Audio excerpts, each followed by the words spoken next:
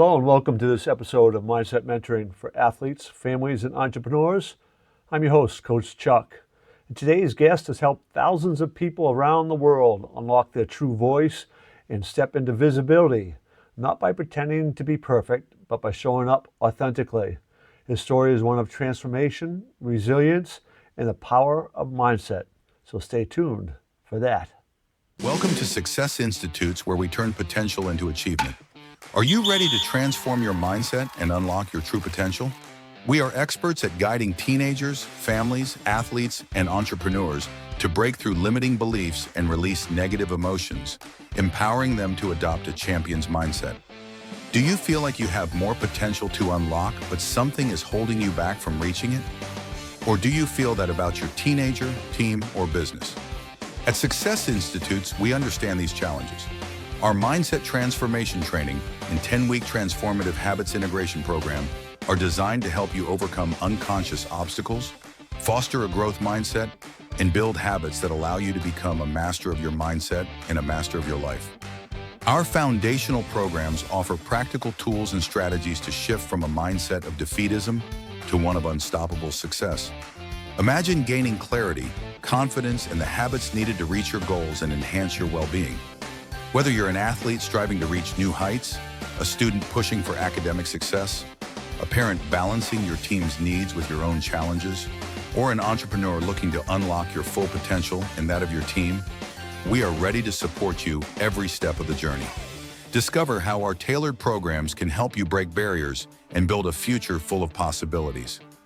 Ready to take the first step towards transformation? Visit successinstitutes.com and schedule a discovery call with our team today to learn how you can shift your mindset, overcome challenges, and achieve your dreams. Success begins with the right mindset. Contact us now to start your journey to greatness. Welcome back. Today's guest is Steve Kidd, a transformational visibility architect, best-selling author, and marketing strategist with nearly 4 decades of experience.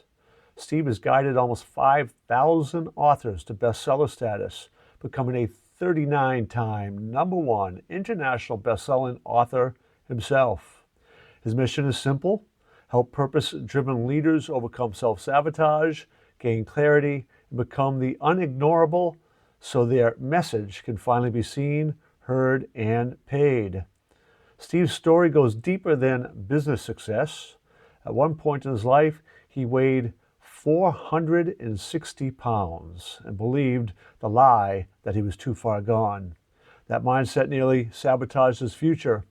What changed everything was his realization that visibility starts inside, that showing up consistently, even imperfectly, is the breakthrough. As a former youth pastor and third-generation minister, Steve has spent his life creating safe spaces where people can bring struggles into the light and break free from shame and discover their unique impact. It's an honor to welcome Steve Kidd to the show.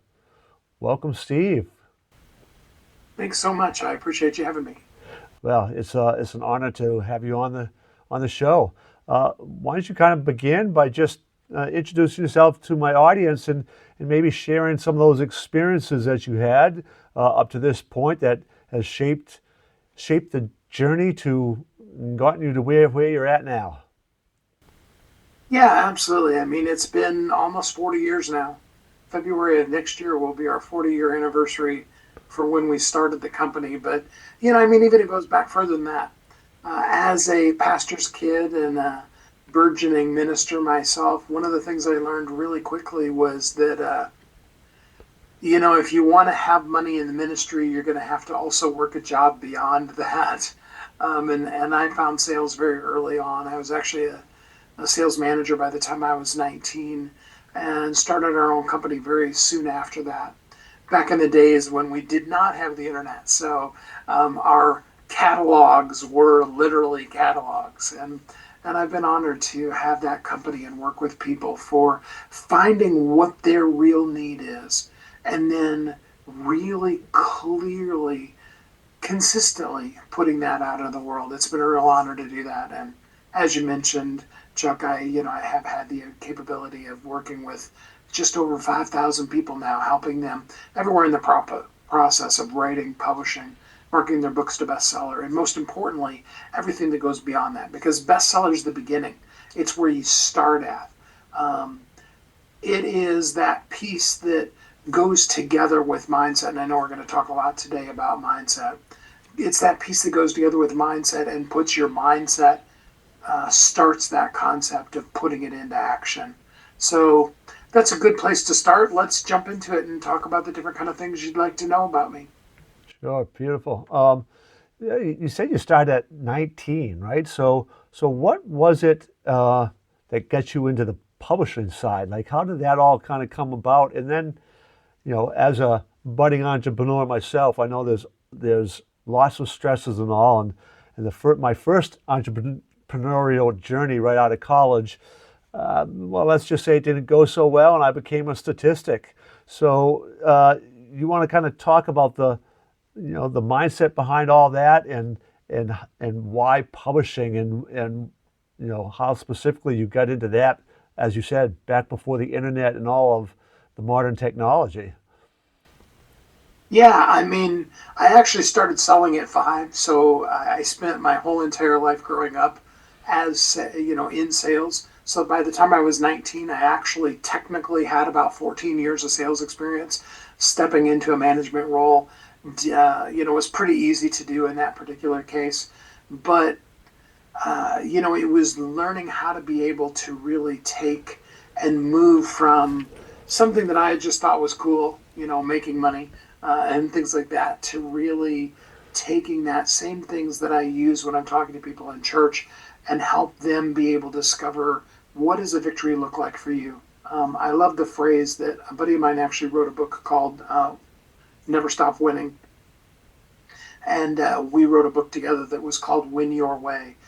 And the reason why I love that phrase is because we need to understand that winning is a mindset, but it's understanding that your winning has nothing to do with whether somebody else does or doesn't lose.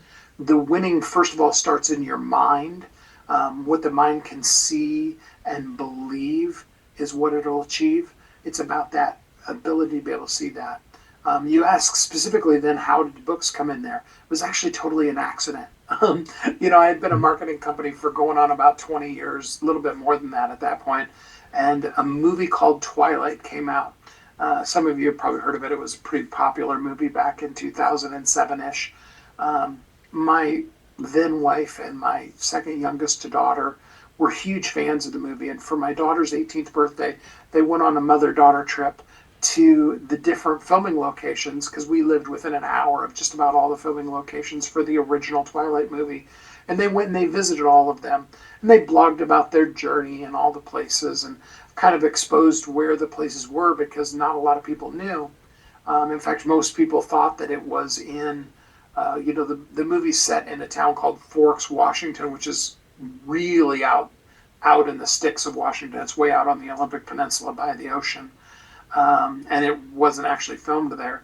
And they just began to talk about that. I helped them then turn that into a book.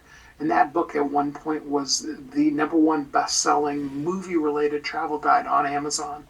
And it was in that process of helping them put that book out that I discovered how powerful the phrase best-selling author is. In fact, so much now that I would say ever since then, I have told people that if your book isn't a bestseller, if you can't use the phrase bestseller with anything you're doing in marketing, you're losing part of the credibility and part of the power in your messaging. So, for example, something as simple as a free giveaway that everybody has. You can say, hey, come get my 5 amazingly incredible tips on this thing. And some people are going to get it. But if you can say to that, take these 5 tips that are based off of my best-selling book on this thing, makes all the difference in the world. I heard Seth Godin say one time, he said, I may not need a plumber right now, but let's face it, when I want a plumber, what I really want is I want the person who wrote the book on it.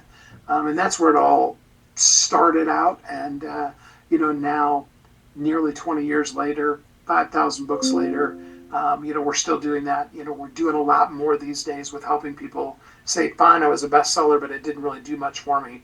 Now what's next? And helping them understand that you have to have a whole strategy that goes along with that as well. Yeah, as somebody who has been an author myself, and just recently co-authored a book that just went to a bestseller status, and sometimes we get in our own way, right? As somebody like I got stories to tell. I've got the very first book I published.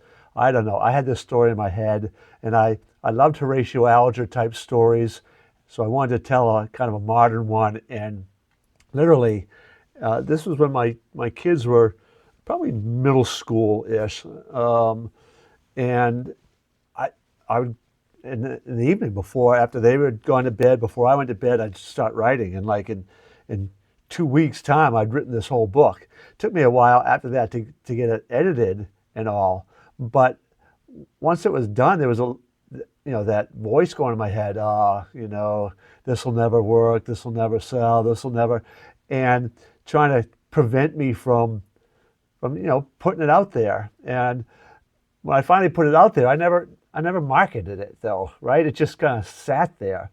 Um, so can you kind of talk a little bit to the people out there who might have a story, and it's my belief that everybody has a story or more stories that can sell and have value in the marketplace. They just need to find their voice. Can you talk about how you like? Do you do anything with your clients to try to help that sort of mindset piece, and or is it by the time they come to you, they've already kind of made that decision and are ready to go? Can you talk a little bit about that? Yeah, absolutely.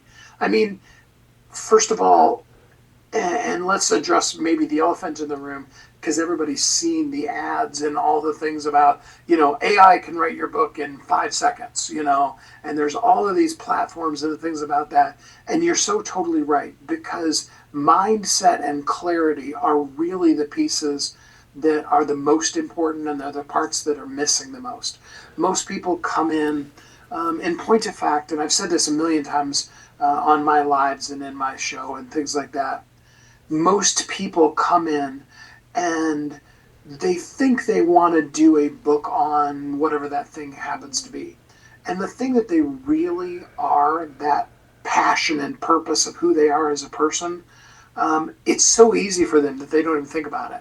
The thing that you do so easily, and if it comes up in a conversation, you can talk about it for hours. I know we all know what that thing is. And if we don't know what that thing is in our own life, we know what that thing is in our parents' life or in our spouse's life or what have you. We just know that if that subject comes up, they're going to go off on that subject.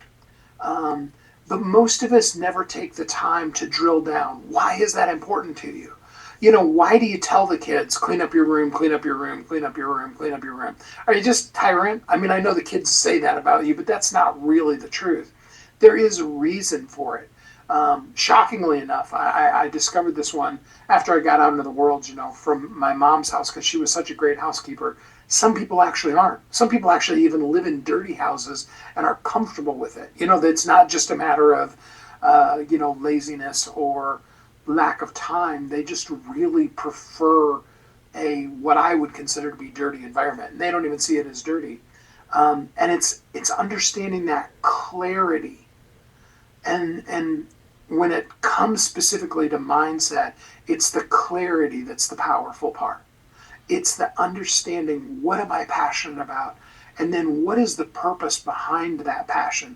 Not just how much can I rant and rave about a thing, but how much can I take this thing and use it? Use it for good for me, but more importantly, use it for the people that it's meant for. I heard Lisa Nichols say one time, she said, your message, the thing you're meant to do in this world, it was never meant for you. It's only meant for the people that it's meant to serve, that message is meant for. For example, and let's use an extreme example. If you discovered the cure for cancer, that's amazing. That would be great. But how good would that be if you then didn't use it? if you had cancer yourself and you didn't even use it on yourself, you know, not to mention how selfish would it be if you knew the cure for cancer and you saw people dying of cancer and just held on to it. And often that lack of finding that clarity is similar to that.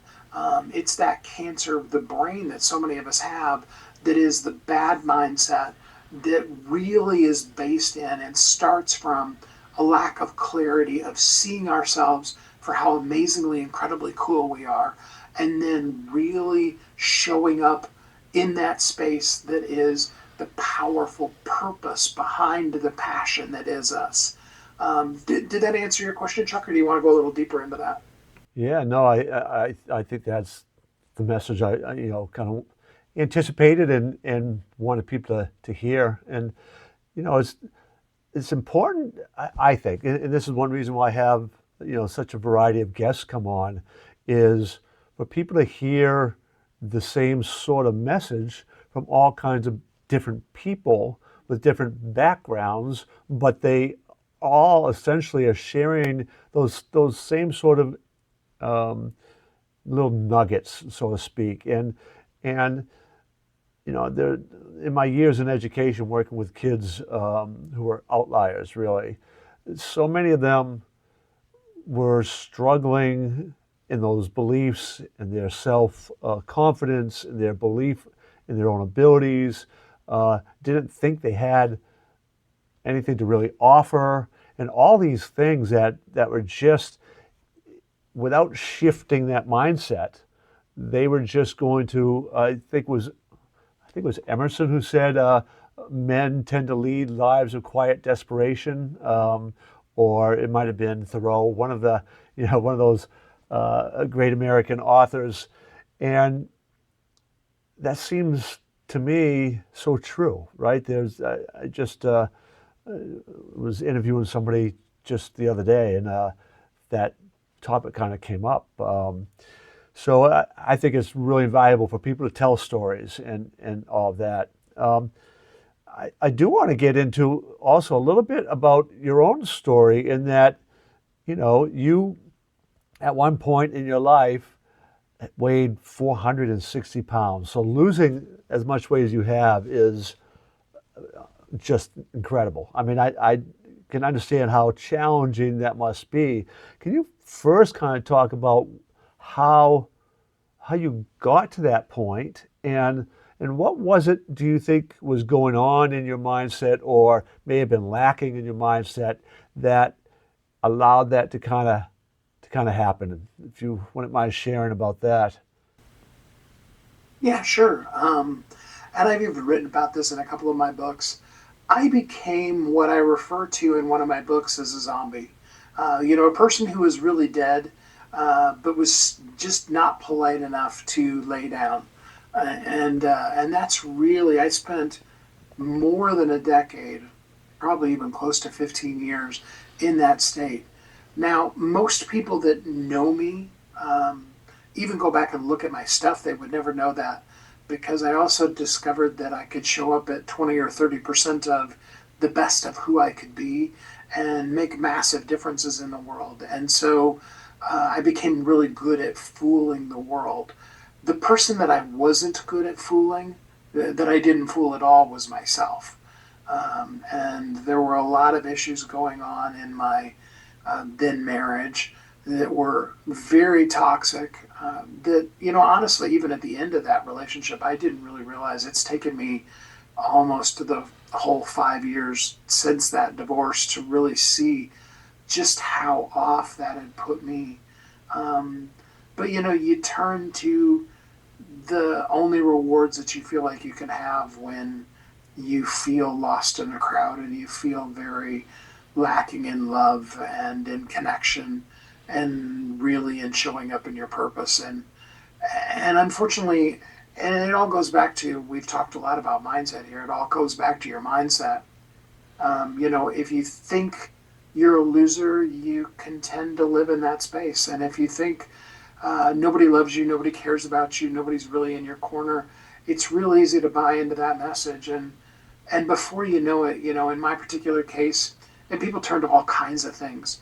sex, drugs, rock and roll, alcohol, food, in my case, to try to replace the thing rather than face the thing head on and really truly deal with it. And I had to get to the place where I was just ready to be able to live differently. And most of that really has to do with understanding that yesterday's gone. Yesterday, a good friend of mine used to always use the phrase, yesterday is a canceled check. Tomorrow is a promissory note. Today is the only legal tender we can spend. And I think that's really important to understand because we all too often allow yesterday, and yesterday could be 5 seconds ago, it could be 15 years ago, we allow it to be the definition of who we are now today versus realizing that at any moment we have the capability to make a new decision, to change what we're thinking. And I was actually, I had lost a little bit of it. I lost the first 60 pounds pretty much just on sheer will and on, heartbreak, really, from the divorce was where the first about 60 of those pounds went. And I just pretty well plateaued at 400 pounds for the next just about 4 years and had pretty well put myself in the place where that was just the way life was going to be. And I was literally interviewing a person. They were talking about an opportunity and a different mindset of how to be able to live and how to live a healthy life and how that could also lead to weight loss. But it was really about living healthy and doing some healthy things. And in most of those, I had done several interviews like that, but in most of those, I was just kind of like, yeah, that's cool. I should do this, something about that. But in that particular case, I realized I had to take action right then. And, honestly, at the beginning of that journey, that was May of last year, May of 2024. At the beginning of that journey, I I began walking, eating, changed my eating habits, drinking lots of water. But the walking was really a huge piece of that. And really making it to the end of the driveway out to the mailbox and back was a challenge back then. And it was in the beginning days, like, could I do one more step further than I did yesterday? And some days I couldn't.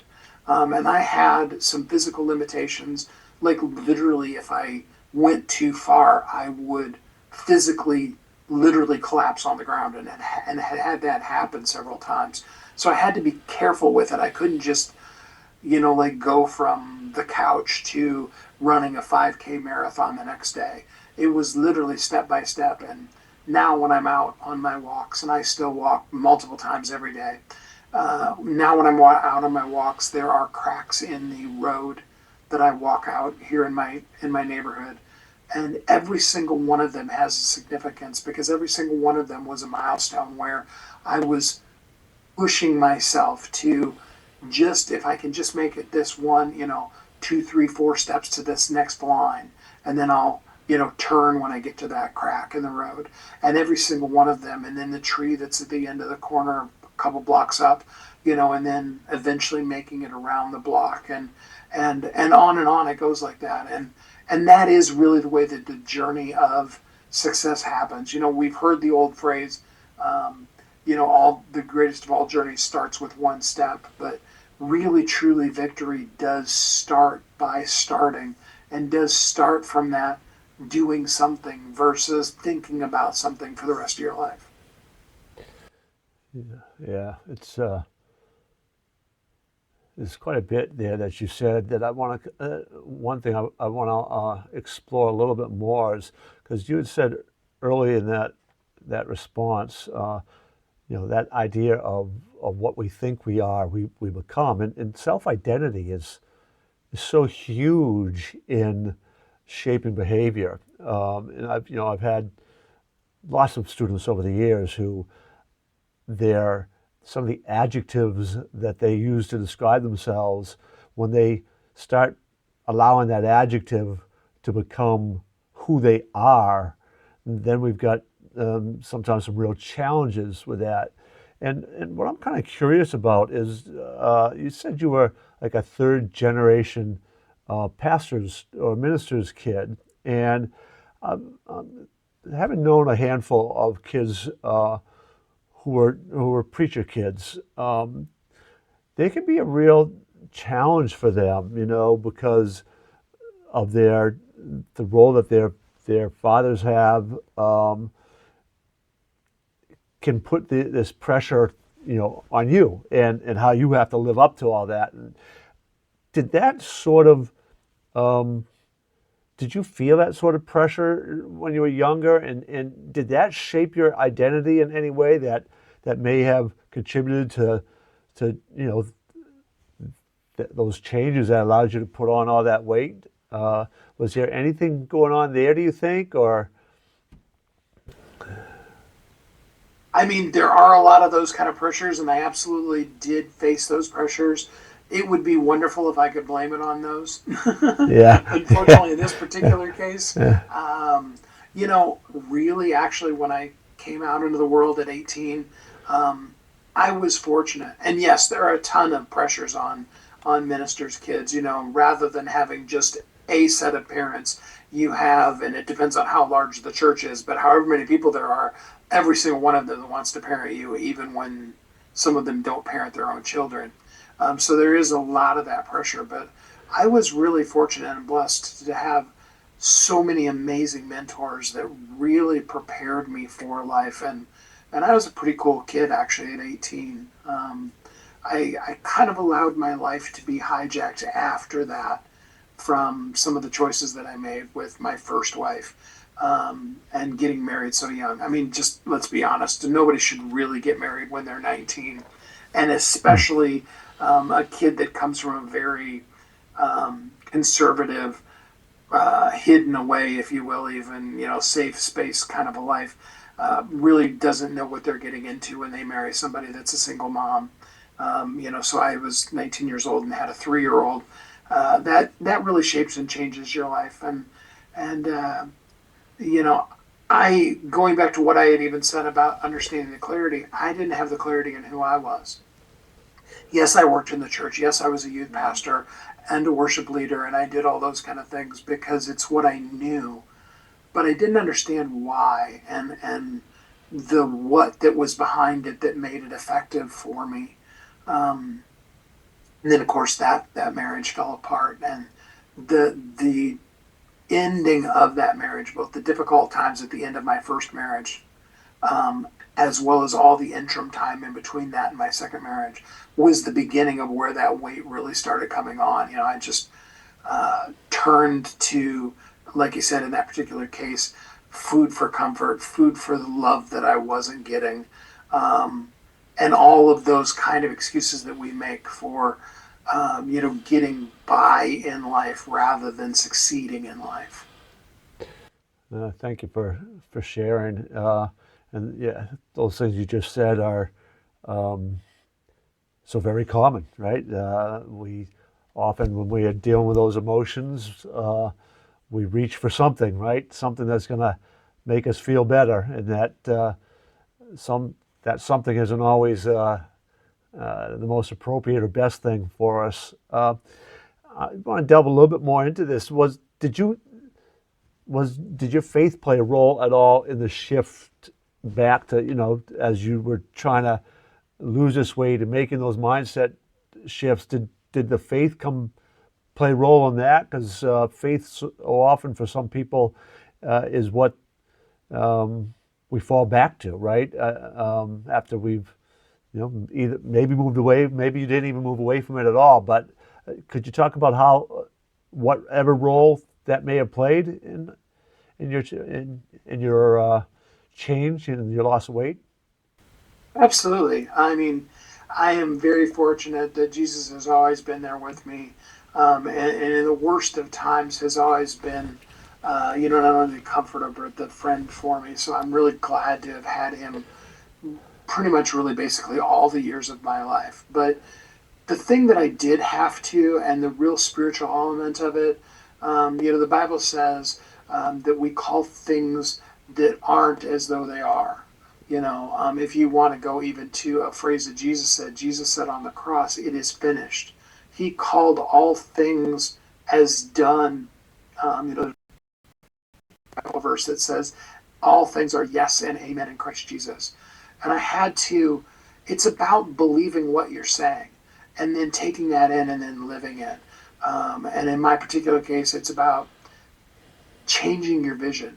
When you see your vision of yourself as, this is as good as it gets, this is as much as I'm going to have, this is all that there is for me, I'm a failure, I'm a whatever. Most of the time, I don't even finish those "I am" or "I'm a" statements these days, because there's so much power in what we say. And so I had to begin to start saying the right things and claiming the right things and seeing myself at the end of the journey, which I'm not there yet. I'm at 280 now. I've got another 60 to 100 pounds, depending on what I look like, when I get down into the low 200s, to still go.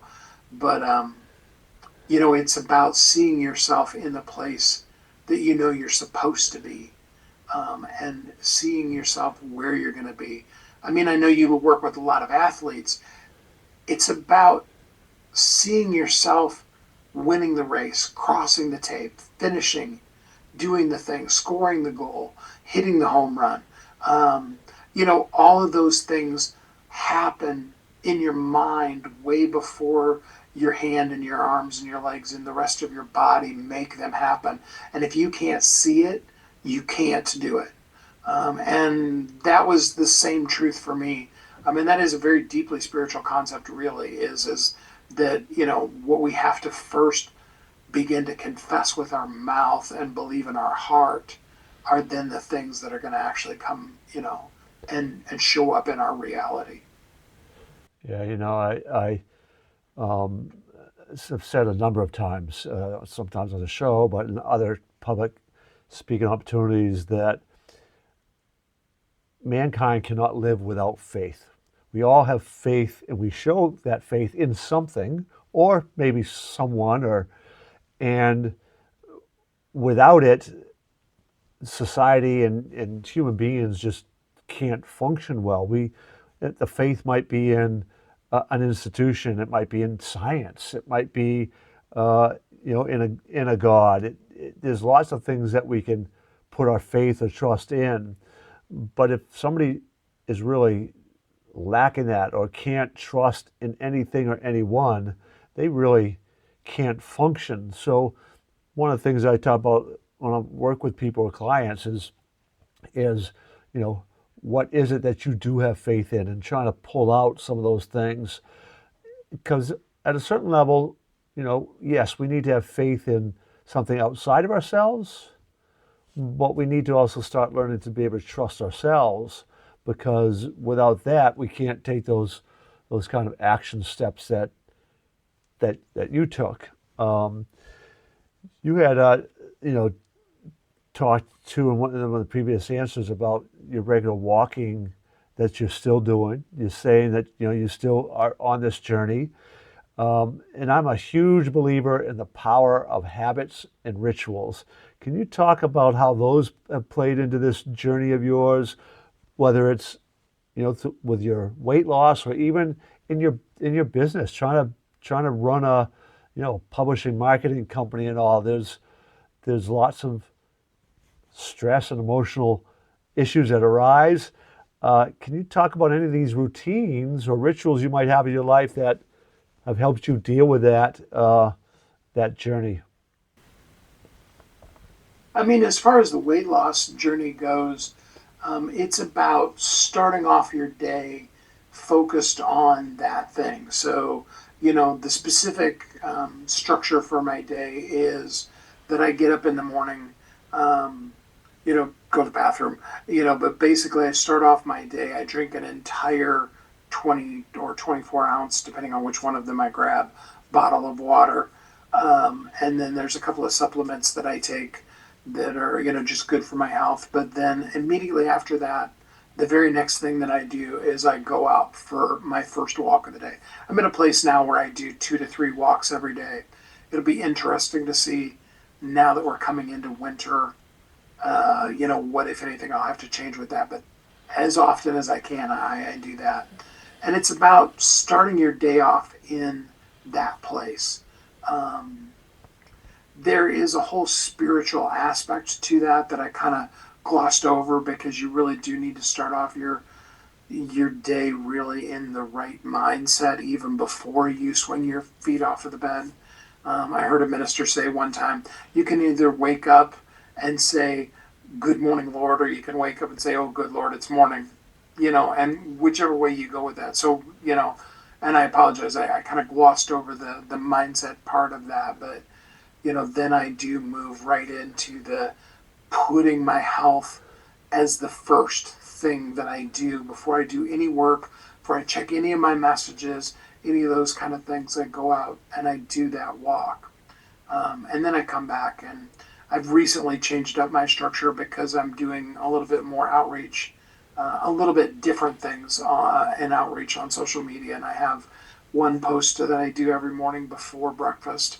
And I found that little bit of gap between having that water and getting that exercise in and then having breakfast makes a big difference just from a physical standpoint.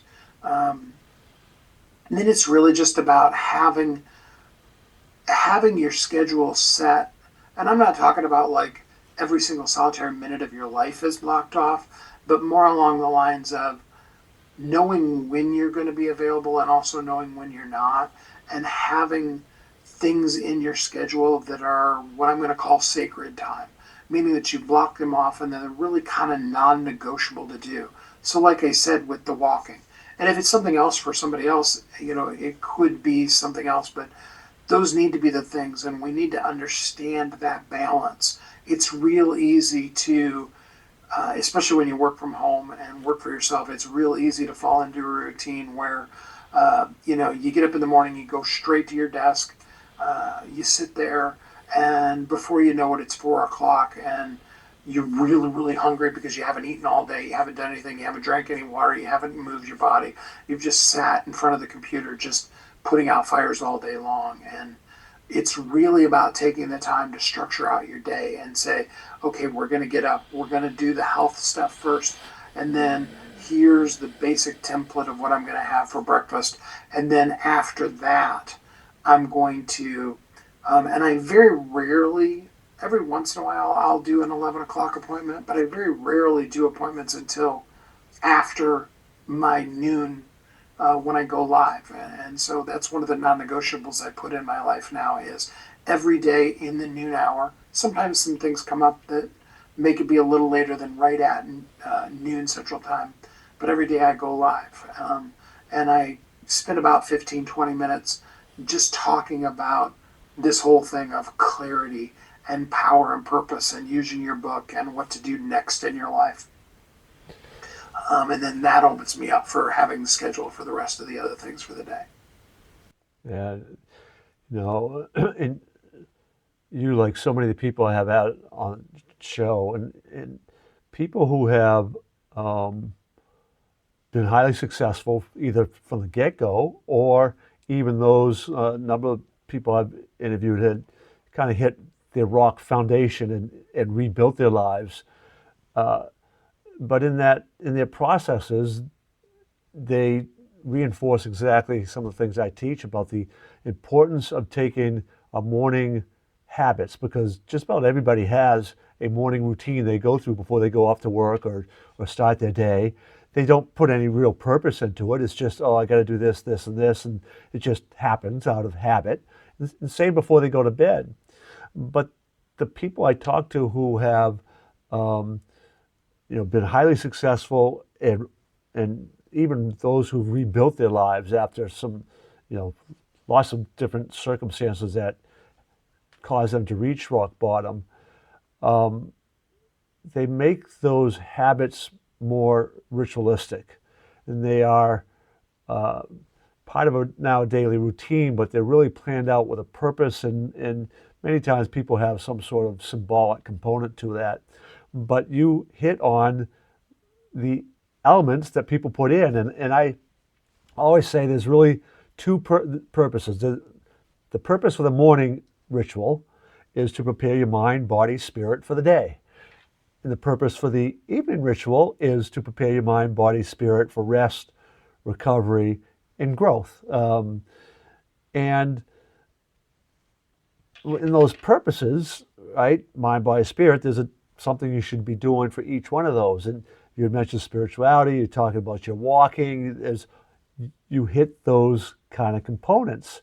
And inevitably, people do. So I'm always kind of advocating people begin to really kind of think about those parts of their day to ground themselves and then to kind of let go too. Um, I'm also kind of curious a little bit about in your own personal growth and development through all the stuff that you've done, the writing of your own books, because 39 times best-selling author. Now, you have obviously applied whatever strategy you use with your clients for your own writing, but can you talk about the role of the writing itself? Was that therapeutic for you at all? Is what you wrote about related to part of that journey, or was it like business related and not really necessarily that personal part, or is there a mixture of both those things? Oh, yes, it's absolutely a mixture of all of it. I have everything from very hardcore business and marketing books. I have a whole series of them that I call Marketing 101. That my rewrite that I'm doing of bestsellers only the beginning is one of the books in that series. Um, but I also have, because I am single now, and I do really believe that there is still love in my life, and that it's and I've written a whole series of romantic fiction books that are really just basically, again, it's about that mindset thing. It's interesting how often that comes into play, because they're really just basically beginning to see what would love look like, and putting those then in story form and things like that. One of the most fun books that I actually wrote, I have a 2-book series now. It's a character that I wrote who's called Romeo the Suicidal Parakeet. Um, and people always kind of be like, whoa, wait a minute, it's actually based in a somewhat real story. We had this parakeet when the kids were still living at home, that every once in a while we'd hear this crash and we'd go in to look at him and he would be laying on the bottom of his cage just kind of all dazed. Crazy bird kept dropping himself on his head, and I was always trying to figure out what was going through this bird's mind that made him want to, end it all, I guess, basically, right? Um, and so during part of the lockdown of COVID is when I wrote the first book. And it was just really kind of my way of both sharing my kind of snarky wit with the world, as well as just kind of commenting on things that were going on. And so that was really fun to write. And then I did the follow-up book for it about a year, little more than a year ago now. It's actually Romeo on HR. Romeo gets a job as the person that you call in sick to work. And he's just tired of all the excuses that people are making for why they need to, not come to work today. And so he's writing a guide on, the 10 top, things you should be saying if you're, if you really want us to believe that you should get out of work. And so, yeah, it's a mixture of that. All of it very cathartic, very much a way of, just being expressive and wherever I happen to be, the joys, the sorrows, the highs, the lows, the obviously lots of teaching that I do throughout the day. I do all my writing via speaking, so I just turn on a Zoom like what we're on by myself. Turn off the video. I don't really need to talk to myself, and then just start recording and start transcribing it. And I start from that, and I just let the story, especially when I'm doing the romantic fictions and stuff like that. I just kind of let the story flow. And of course, I've done enough books that I understand the structure for what a book looks like. So I just pretty well interview myself and bring the content of the book out that way.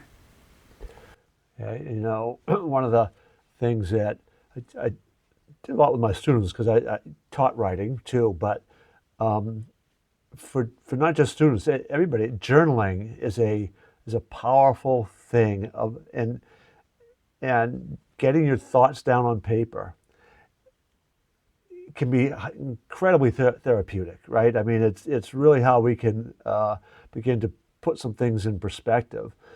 But I often encourage people to, like, as you do that evening after evening, just jot down some notes.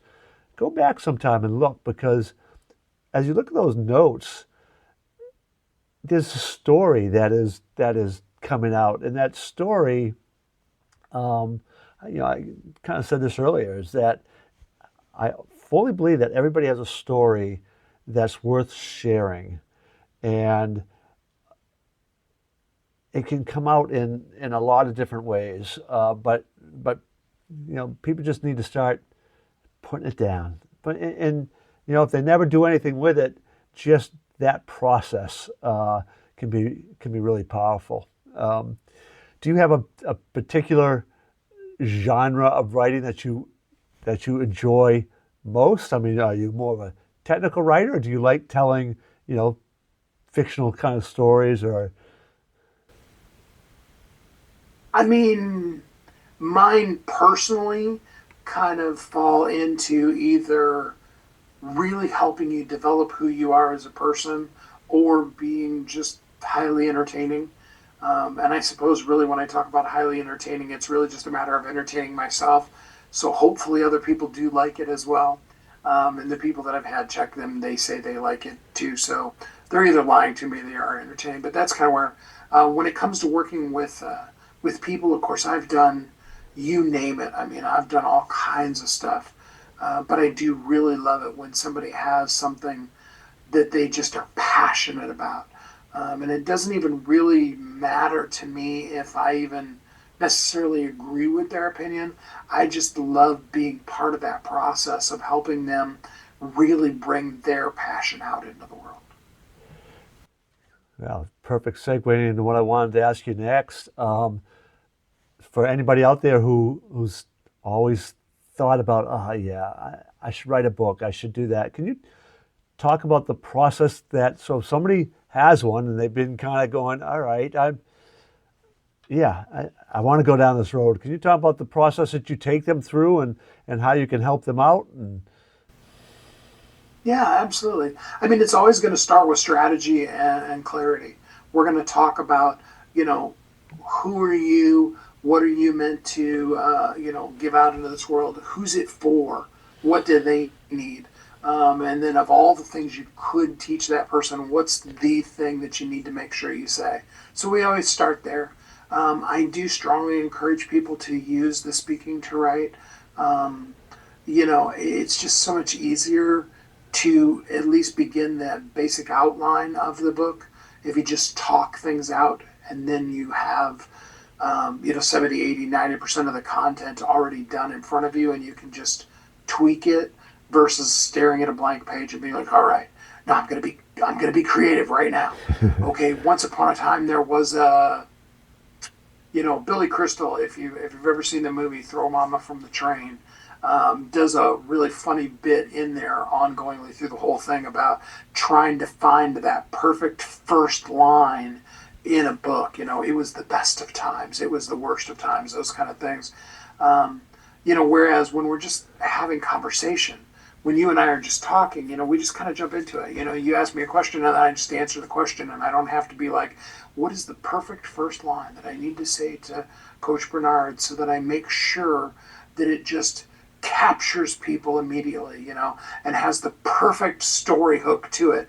We can kind of let all that go and just start doing that.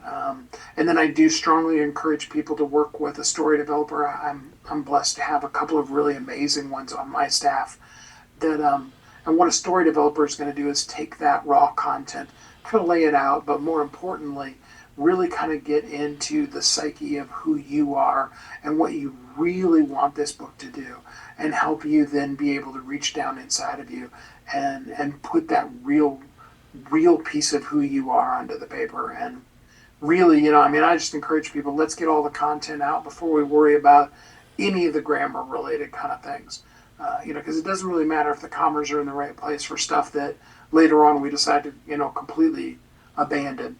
And in point of fact, while you're going through it, unless you happen to be a lit major and commas out of place drive you crazy, which I have some of my grammar editors that are that way. Yeah. Really you don't need to worry about those kind of things. That you got the content, and then it can go back and make sure sentences start with capital letters and punctuation's in the right place and that sort of thing. Create a cover with you that's going to really identify and begin to build that know, like, and trust factor. Most cases, I recommend to people that they put their bright, shiny face on the cover, because we do, unfortunately, judge a book by its cover, and we do connect with people when we, like the way that person looks, or, reject people based on that. And in this particular case, that's actually a good thing, because we really do need and want to work with people that are connected to us. And so, we put all those things together. And then, of course, we have a launch strategy that absolutely is going to make your book a bestseller. And bestseller is the beginning. Bestseller is your day one launch strategy. It's really then about having a methodology and a plan for what are you going to use that book for, and how are you going to use it to really make the impact that is all that you were dreaming about way back before you even started, thinking about what should I write. So, quick question as we wrap up here. Are a lot of your authors business people like myself who feel a need to kind of create a book for perception of value and all that, or do you have people that who really want to like become writers, like that's what I want to do? Do you have a mix of both? I do have a mix of both. I mean, about 70-80% of them are, nonfiction, business related, people building their business with their book kind of a thing. But yeah, I mean, I've done, children's books, fairy tales, adult books, young adult books, sci-fi fantasy books. I mean, comic books. I mean, yeah, I even did one that was more of like a children's activity book. So I mean, it's really just about helping you bring out whoever you are, and shining that out to the world. Beautiful. Well, thank you for sharing, talking about your journey, and all your experiences. I know my audience got a lot of that as I did as well. So I appreciate you taking the time and sharing all that with us today. Absolutely. It was my honor. I was glad to be here with you. Thanks. And for all of you out there, I really hope that you enjoyed this. And we will be putting in the description of this show contact information for Steve Kidd. If you want to reach out to him and find more about his business and what he does, that will be in the description. And as always, I would encourage any of you who would like to have somebody come in and maybe speak to your organization, your school, your summer camp, your youth program, sports teams, anything like that about mindset. I love going out and being able to talk about the incredible importance of developing that and the process for doing that and all things mindset. So you can reach out to me at coachchuck360.com. You could book a discovery call and we could talk about what you are looking for and how I might be able to serve you in that capacity. And also, if any of you are looking for your own personal growth and development, or maybe for your family, you can also schedule a strategy session with me, coachchuck360.com. Schedule a strategy session with me by texting me your first and last name, best email, and just put show gift down. And that way I can send you a special link where you won't have to pay for strategy session. And you and I can kind of brainstorm for about 30 minutes. I'll be doing a whole lot of digging and asking the questions and putting together some information for you and a plan of action to hopefully show you a path for reaching the objectives that you are seeking. So as always, I encourage you to go out and live life to the fullest. And until next time, I will see you then.